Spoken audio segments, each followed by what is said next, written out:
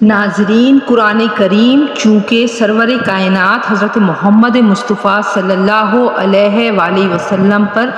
وحی کے ذریعے نازل کیا گیا ہے، اس لیے سب سے پہلے وحی کے بارے میں چند ضروری باتیں ہمیں ضرور سمجھ لینی چاہیے۔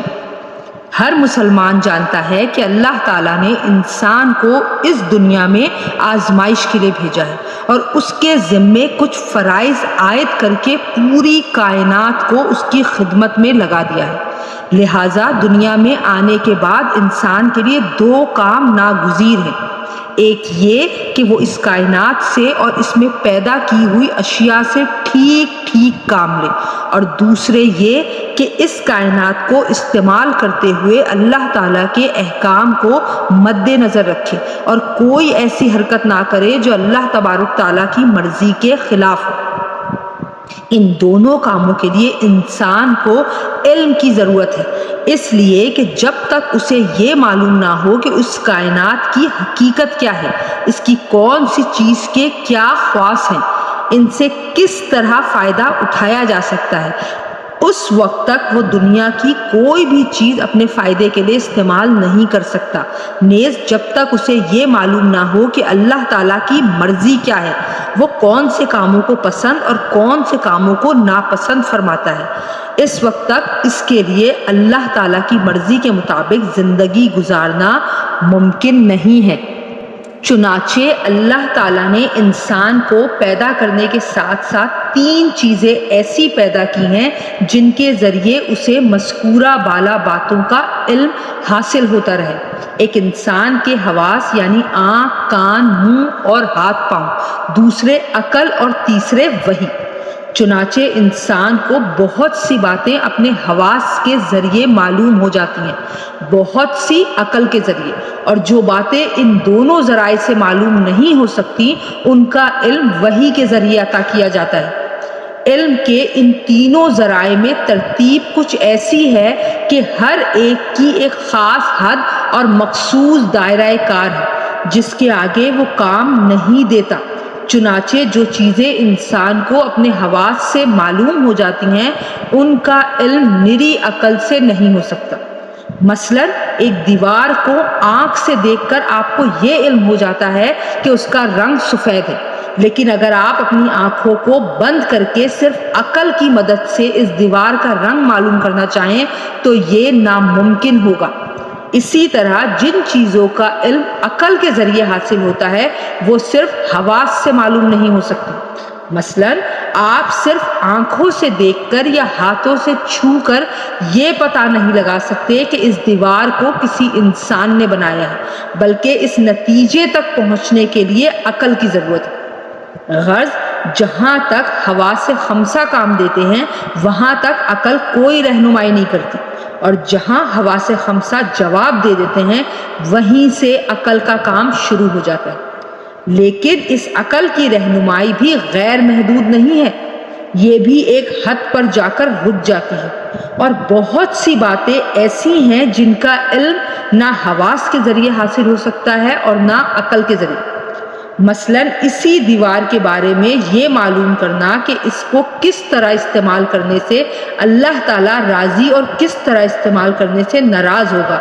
یہ نہ حواس کے ذریعے ممکن ہے نہ عقل کے ذریعے۔ اس قسم کے سوالات کا جواب انسان کو دینے کے لیے جو ذریعہ اللہ تعالیٰ نے مقرر فرمایا ہے اسی کا نام وحی ہے،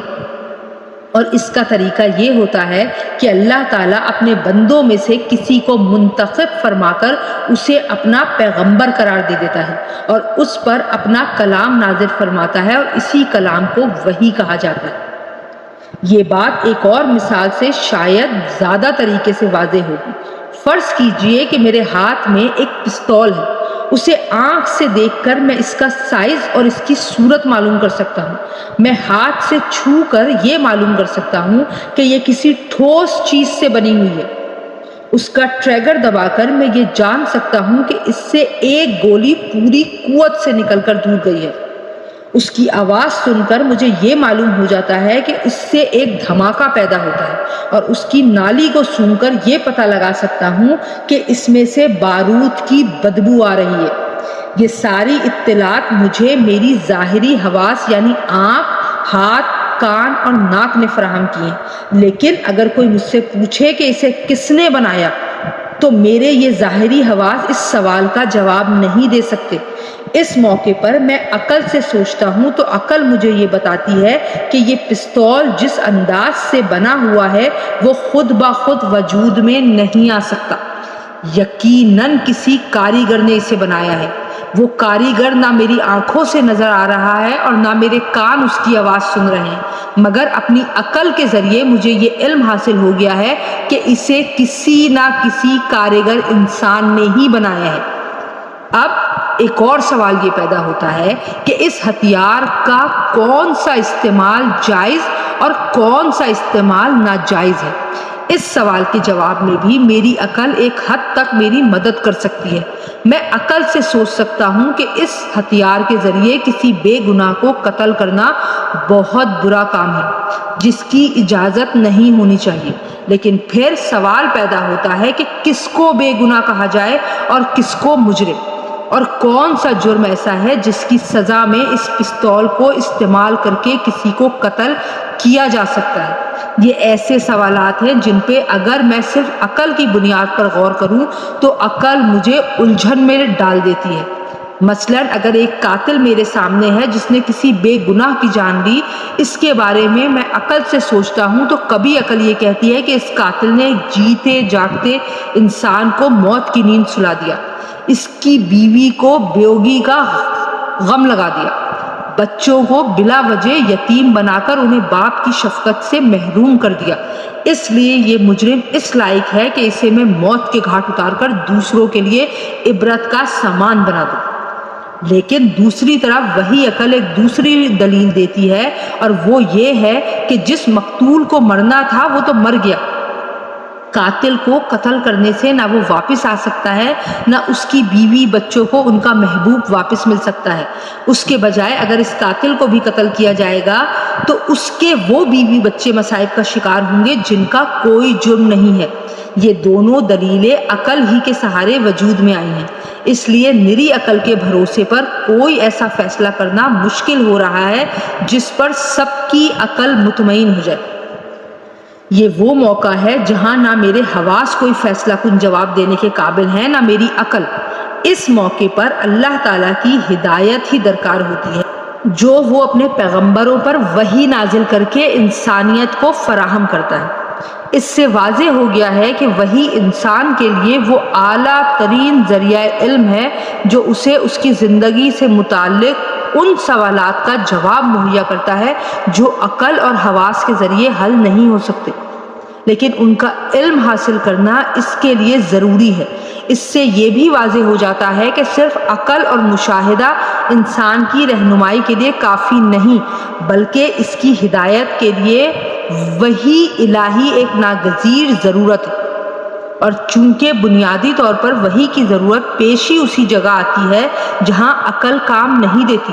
اس لیے یہ ضروری نہیں ہے کہ وحی کی ہر بات کا ایک ادراک عقل سے ہی ہو جائے، بلکہ جس طرح کسی چیز کا رنگ معلوم کرنا عقل کا کام نہیں بلکہ حواس کا کام ہے، اسی طرح بہت سے دینی عقائد کا علم عطا کرنا بھی عقل کے بجائے وحی کا منصب ہے، اور ان کے ادراک کے لیے نری عقل پر بھروسہ کرنا بالکل درست نہیں۔ جو شخص معاذ اللہ خدا کے وجود ہی کا قائل نہ ہو، اس سے تو وحی کے مسئلے پر بات کرنا بالکل بے سود ہے، لیکن جو شخص اللہ تعالیٰ کے وجود اور اس کی قدرت کاملہ پر ایمان رکھتا ہے، اس کے لیے وحی کی عقلی ضرورت اس کے امکان اور حقیقی وجود کو سمجھنا کچھ مشکل نہیں۔ اگر آپ اس بات پر ایمان رکھتے ہیں کہ یہ کائنات ایک قادر مطلق یعنی اللہ تعالیٰ نے پیدا کی ہے، وہی اس کے مربوط اور مستحکم نظام کو اپنی حکمت بالغہ سے چلا رہا ہے، اور اسی نے انسان کو کسی خاص مقصد کے تحت یہاں بھیجا ہے، تو پھر یہ کیسے ممکن ہے کہ اس نے انسان کو پیدا کرنے کے بعد اسے بالکل اندھیرے میں چھوڑ دیا ہو اور اسے یہ تک نہ بتایا ہو کہ وہ کیوں اس دنیا میں آیا ہے، یہاں اس کے ذمے کیا فرائض ہیں؟ اس کی منزل مقصود کیا ہے اور وہ کس طرح اپنے مقصد زندگی کو حاصل کر سکتا ہے۔ کیا کوئی شخص جس کے ہوش و حواس سلامت ہوں ایسا کر سکتا ہے کہ اپنے کسی نوکر کو ایک خاص مقصد کے تحت کسی سفر پر بھیج دے اور اسے نہ چلتے وقت سفر کا مقصد بتائے اور نہ بعد میں کسی پیغام کے ذریعے اس پر یہ واضح کرے کہ اسے کس کام کے لیے بھیجا گیا ہے اور سفر کے دوران اس کی ڈیوٹی کیا ہوگی؟ جب ایک معمولی عقل کا انسان بھی ایسی حرکت نہیں کر سکتا تو آخر اس خداوند اقدس کے بارے میں یہ تصور کیسے کیا جا سکتا ہے کہ جس کی حکمت بالغہ سے کائنات کا یہ سارا نظام چل رہا ہے، یہ آخر کیسے ممکن ہے کہ جس ذات نے چاند، سورج، ستارے، سیارے، آسمان، زمین اور ہر طرح کی مخلوقات کا ایسا مہیر العقول نظام پیدا کیا ہو، وہ اپنے بندوں تک پیغام رسانی کا کوئی ایسا انتظام بھی نہ کر سکے جس کے ذریعے انسانوں کو ان کے مقصد زندگی سے متعلق ہدایت دی جا سکے۔ اگر اللہ تعالیٰ کی حکمت بالغہ پر ایمان ہے تو پھر یہ بھی ماننا پڑے گا کہ اس نے اپنے بندوں کو اندھیرے میں نہیں چھوڑا بلکہ ان کی رہنمائی کے لیے کوئی باقاعدہ نظام ضرور بنایا ہے۔ بس رہنمائی کے اسی باقاعدہ نظام کا نام وحی اور رسالت ہے۔ اس سے صاف واضح ہو جاتا ہے کہ وحی محض ایک دینی اعتقاد ہی نہیں بلکہ ایک عقلی ضرورت ہے جس کا انکار در حقیقت اللہ کی حکمت بالغہ کا انکار ہے۔ یہ وحی اللہ تعالیٰ نے ان ہزاروں پیغمبروں پر نازل فرمائی جنہوں نے اپنے اپنے زمانے میں لوگوں کی ہدایت کا سامان کیا، یہاں تک کہ حضرت محمد مصطفیٰ صلی اللہ علیہ وآلہ وسلم پر قرآن کریم قیامت تک آنے والے انسانوں کی رہنمائی کے لیے نازل فرمایا گیا، اور پیارے نبی حضرت محمد مصطفیٰ صلی اللہ علیہ وآلہ وسلم پر اس مقدس سلسلے کی تکمیل ہو گئی۔